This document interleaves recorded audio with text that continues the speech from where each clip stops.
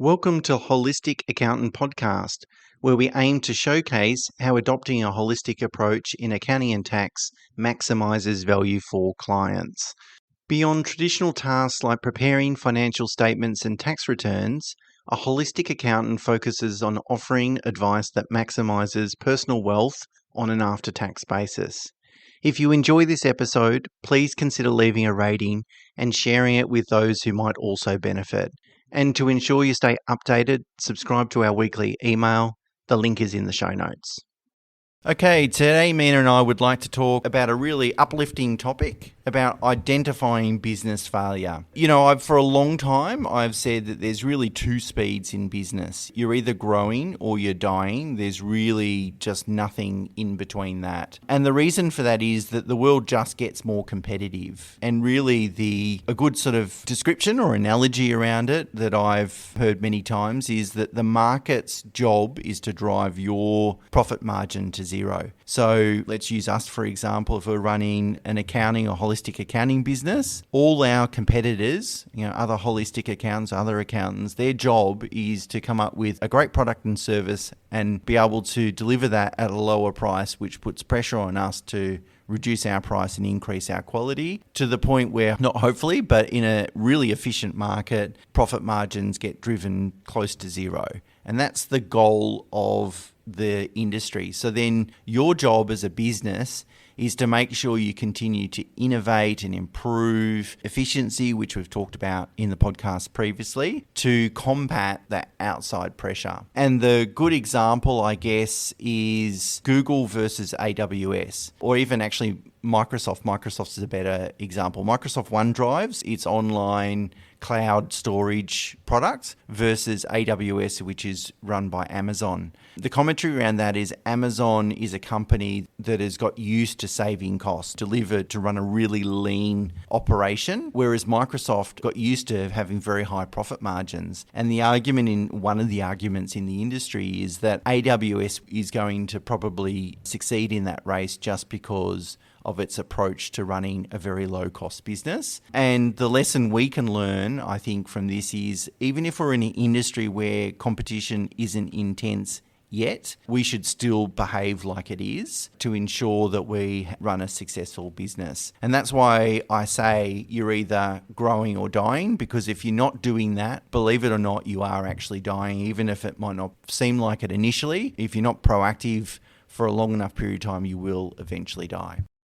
And what we're talking about here is not typically financial metrics. We're talking about what business failure looks like outside of financial metrics, what you should be doing from an operational perspective or what you should be considering within your business. Because a lot of us, we become complacent. If the P&L is showing a profit, then we're all hunky-dory and we're happy, that we're just meeting our debts or paying employees or meeting all our supplied payments and so forth. But in this podcast, what we want to talk about is non-financial metrics, what non-financial metric failures look like. And the first one I'll address is employee morale and engagement. Now, obviously, your workforce and your staff are a representation of your business and your brand. Now, if you have a revolving door of employees, it indicates that your employees are dissatisfied with either leadership, culture, or growth opportunities within the business, or a combination of all of it. So what can you do in your business to provide your employees or empower your employees, with more responsibilities, that they feel valued, that they come to your business, with 110%, wanting to actually improve your business and come up with suggestions and be more proactive within your business. Otherwise,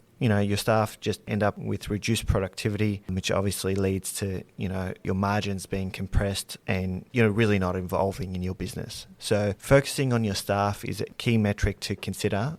Yes, everyone is replaceable and, you shouldn't, focus too much on particular trouble staff. But again, you do want to empower those that bring a certain value to your business.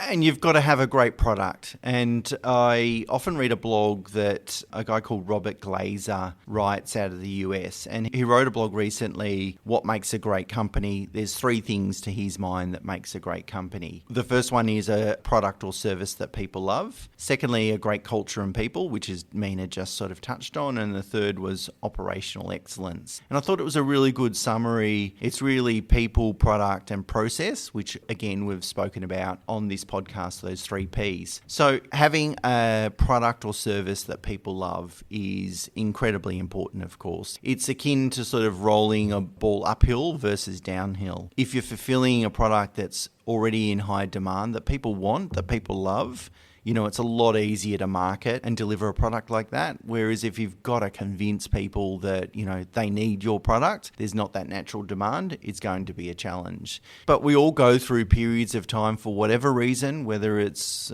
some of the things that Mena touched on in terms of employee engagement and so forth, or the execution, where sometimes we struggle on the product perspective and that people aren't loving what we're doing. So thinking about things like, customer complaints, product returns, online reviews, decreased loyalty. So, the return rate of your customers. I mean, it depends on what you're selling, of course, and the business that you're in, but you're kind of getting the overall theme that I'm trying to make is that when you take your eye off the ball in terms of making sure your customers are delighted, then that's when things suffer. And one thing that I've often noticed is, and it's I'll ask you the same question. How many times have you completed a feedback survey and never got a response, right? Quite often we do send out feedback surveys, certainly we do in our business and, lots of businesses do it, but really, where is that information going? If we're going to ask our clients for feedback or our customers for feedback, let's acknowledge it and then let's actually use the information that we're learning from that, because it can be a really powerful thing. So I think constantly sort of going back to your client base and measuring the level of satisfaction is critical, because you can only manage what you measure.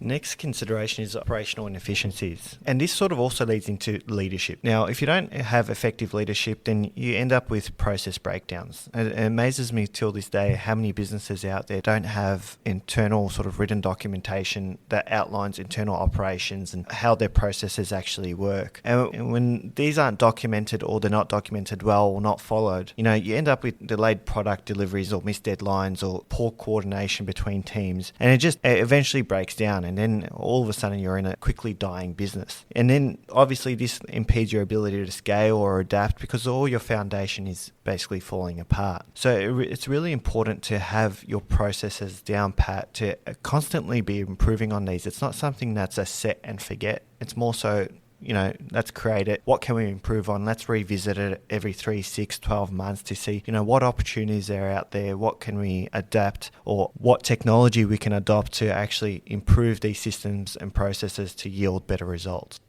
Company culture is critical, and cultures can change over time. I guess the best example of that is when you see a really large company buy a smaller company, and that smaller company ends up sort of getting lost in that larger entity, and they end up ruining the brand name. And there's been lots of examples of that that's happened over time, and we're all sort of aware that that happens. Part of the reason that can happen, or one of the reasons, is the culture changes, and the culture doesn't just align with the two businesses, and as a result, that value is destroyed. So the culture is really, what we believe, how we do things. People like us do things like this, that sort of way of thinking. And it's good to really measure the culture and get a sense of the culture. I think that's the job of the leader of the business, is to make sure that that culture is intact. And when there's behaviours that don't align to the culture, call them out, deal with them, make sure you sort of cut it off very quickly before that culture declines. But we're going to measure, a toxic culture or poor culture. Some of the signs are, productivity losses, staff turnover, customer complaints. They can all go to, maybe there's a cultural change here, and it's something that we need to keep on top of, because it's insidious. You don't necessarily see it in the numbers in terms of the P&L initially, but it'll sort of eat away at your business. And as the saying goes, you only need one bad apple. So it only takes 1 or 2 team members that don't align to the business's values, and they can end up destroying the culture of the whole business. The next one to consider is strategic paralysis. So what are you doing in your business to innovate? What are you doing in your business to adapt to market trends, or, what strategy do you actually have in place? You look at large companies such as your Kodaks, who had the ability to, adopt digital cameras sooner than the other market because they actually had the technology, or Blockbuster, they had the streaming ability, but they refused it. Now they're almost dying companies because they failed to adapt. They failed to innovate. They were too stuck and too rigid in their ways to want to pivot to current market trends and current technology. So it's really important to basically keep on top of it. Don't be complacent. Don't just be happy because your business is producing a profit. Update your strategy regularly. Look at your business plan. Look at what's out there. Look at what your competitors are doing. How can you improve your margins? How can you adopt technology, whether it be AI or something similar, to automate your processes, to systemize it, to basically get more out of your business? I think it's a great point, Mena, because, it goes back to the introduction where I say you're either growing or you're dying. So if we know we need to grow, we need to consistently improve and evolve in our business, we need to have a direction in where we're heading, and if we don't have that vision, if we don't really know, how do we want this business to evolve over the next 3 or 5 years, you're sort of rudderless. How do you know where to sort of focus your energies on? The next thing I want to talk about is key person reliance. So is there a particular key person in your business that the business is solely reliant upon or largely reliant upon? Whether that's for a particular process or product and service that you offer, or, whether it's the leader of that business to sort of set the scene or add something that's, really critical. Of course, if that person gets hit by a bus or they burn out or they decide to go and do something else, that can be a major challenge for many businesses. And they're not insurmountable. As Mena says, everyone is replaceable. We're all sort of replaceable. So it's not insurmountable. It just means that it could, compromise the business, especially for a certain period of time. So if we're going to have a discussion today, like what are the common things where businesses fail, which is what we're doing, that's got to be one of the considerations. And so if you do have a key person in your business, you want to start then thinking about providing for, well, if that person's no longer around, how are we going to deal with that? And it's both a positive and negative, by the way. You don't want to dilute the impact that this person's having in your business. It could be substantial, but you just want to make sure that there's other people in the business that can do that same job. Maybe not to exactly the level that that person's doing it, but well enough to ensure your business's sustainability. The last consideration we'll probably talk about is just leadership. Lack of visionary leaders basically just impedes your business and your staff to grow. If you don't have a leader that has a clear vision or roadmap for growth, then your business will drift and it will die. And if that's not you as a business owner, then get someone in that can do it. Don't be afraid to get a consultant in or get someone who has the ability to grow your business, to take your business from a 1 to 2 to 10 to $100 million revenue. Otherwise, if you have a short-term focus, you're never going to achieve your goals. You're never going to thrive in the current economic environment. With our current environment, there's always new entrants to the market. There's always new technology, new products. There's always international sort of cost pressures and products that come to Australia at a much lower cost. So it's really important to have leaders in place that will set yourself apart from the rest. So there you go. There's some of the things that we think, are common causes or contributors towards business failure. And I think if your business isn't thriving and, helping you achieve your lifestyle goals, then arguably, it's failing to some extent, or at least by some measure. The other thing too is, when we go and start a business, we might start because we're passionate about a particular product or service or industry or a particular cohort that we want to help. And quite often that doesn't necessarily mean we're going to be good at all the jobs that are required in that business, whether it's managing people, as Mena said, creating a vision and some leadership and those sorts of things. So I think it's also important for us as business owners to be critical of our own strengths and weaknesses. And as a saying, you can't build a fantastic business with average people. So if you don't have that, if there's a particular role in your business that needs to be executed and you don't have the experience to execute on that, or you just don't enjoy it, or you're not good at it, well then insourcing that, hiring the right person can make a huge difference to the sustainability of a particular business. Anyway, just a bit of food for thought. Good to have a think about all those factors that we spoke about and sort of run them all over your business to see if there's any improvements that you can make in any of these particular areas.